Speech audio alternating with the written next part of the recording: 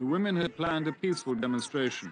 Less than 100 marched through Malir, a suburb of Karachi, near the prison where opposition leader Benazir Bhutto is being held. They were members of Ms. Bhutto's Pakistan People's Party and part of the campaign for fresh elections in Pakistan. The police maintained a quiet presence and the women dispersed without trouble. Then a group of men started fires in the street, and it wasn't long before violence flared. There's been a week of anti-government protests throughout Pakistan, and the death toll has now risen to 27.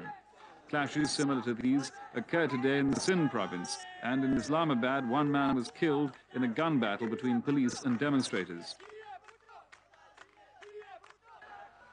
With most opposition leaders in prison, the protests are beginning to weaken, and the police seem to have most areas under control.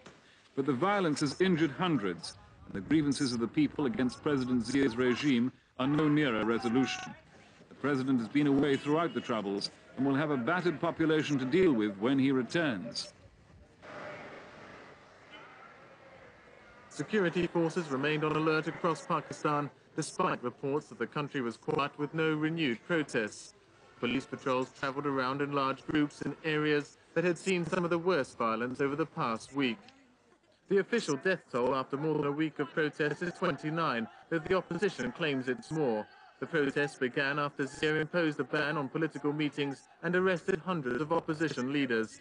Despite the continued detention of anti-government activists, the opposition movement for the restoration of democracy says it will continue its campaign to drive President Zia from office and force early elections.